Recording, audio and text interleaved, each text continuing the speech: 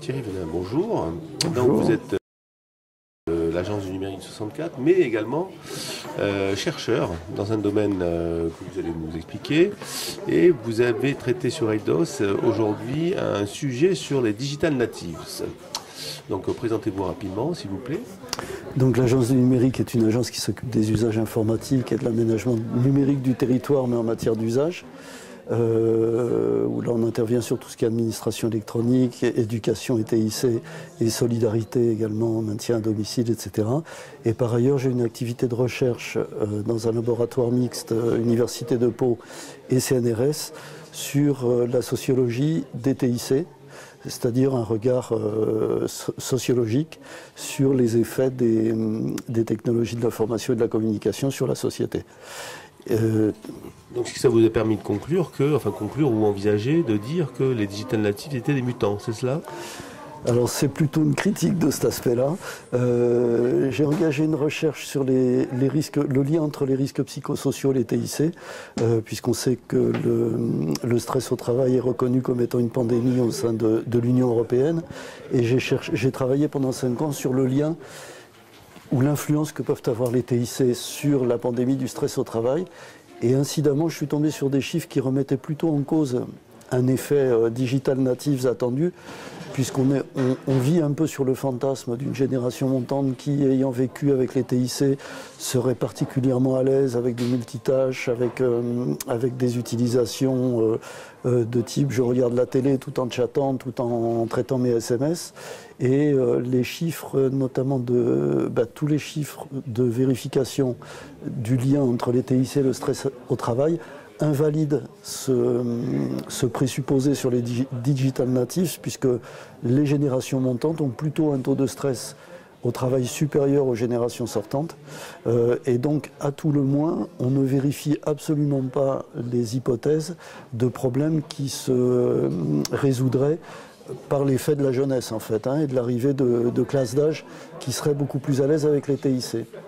Du coup, ces premiers résultats m'ont déclenché un intérêt à aller gratter un petit peu derrière ce fantasme des digital natives pour voir si on n'était pas sur une grosse confusion entre une aisance aux outils et une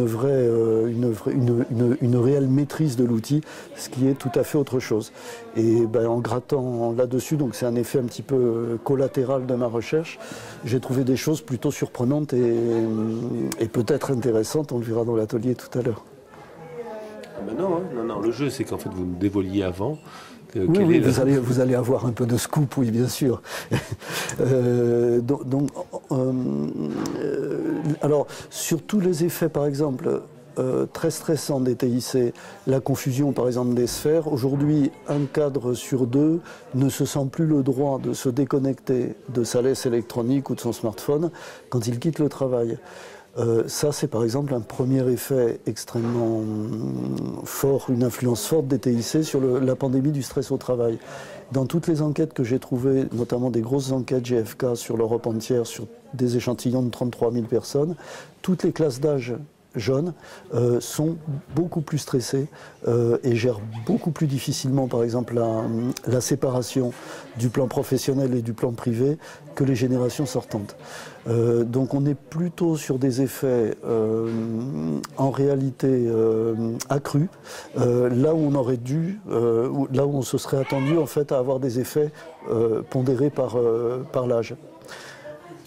Ce qui conduit plutôt à une réflexion sur ce qui était d'ailleurs évoqué ce matin en plénière, sur le fait qu'on a plus besoin d'une éducation à l'ère numérique qu'une éducation proprement numérique, c'est-à-dire que faire des cours de tableur aujourd'hui à l'ère des Google Apps, ça paraît effectivement probablement un peu déplacé pour en tout cas une bonne majorité d'élèves. Sans oublier quand même le fait qu'il y a quand même encore 10 à 20% de gosses qui sont très très en difficulté socialement par rapport à ces technologies. Mais à côté de ça, la maîtrise de ce qui se passe derrière la vitre de la tablette, en réalité on s'aperçoit qu'elle n'existe absolument pas. J'ai par exemple été très intéressé et attentif pendant ma recherche sur la panne mondiale qu'a connue le service Dropbox. qui a été très très intéressante puisque j'ai pu choper à peu près 1200 messages dans les forums américains, donc de toute classe d'âge et plutôt de geeks qui utilisent ça. Et c'était tout à fait riche d'enseignements de voir à quel point les gens ne maîtrisaient absolument pas le cloud, n'avaient aucune copie locale. Et il y avait par exemple des messages affolés de jeunes commerciaux qui avaient paumé toute leur doc commerciale et qui étaient incapables d'assurer un rendez-vous qu'ils avaient le soir même. Ça, pour moi, ce sont des signes que la maîtrise de l'outil n'existe pas. C'est-à-dire il y a un service dont on s'empare parce qu'il est très facile. Les interfaces sont user-friendly, on manipule Dropbox très facilement sur sa tablette. Pour autant, les mécanismes qui sont à l'œuvre derrière ne sont pas compris, pas maîtrisés. Et ils sont doublement pas maîtrisés, c'est-à-dire ils ne sont pas maîtrisés par l'individu qui les utilise, mais ils sont encore moins maîtrisés par la société dans laquelle ils agissent. On a découvert par exemple sur cette panne Dropbox que Dropbox s'appuie sur un service S3 d'Amazon. On peut découvrir assez facilement en grattant qu'Amazon a assis son modèle commercial beaucoup plus sur les data centers que sur la VPC sur laquelle ils sont plutôt un peu déficitaires. Et donc en grattant comme ça, on tire des plots qui sont assez étonnantes à plusieurs titres. Au titre des digital natives qui maîtrisent à peu près rien dans le système, qui ne le comprennent pas. Et puis derrière, une société qui ne régule et qui ne maîtrise à peu près plus rien de ce qui se passe, quoi. Donc voilà, c'est un peu le thème qu'on va aborder tout à l'heure.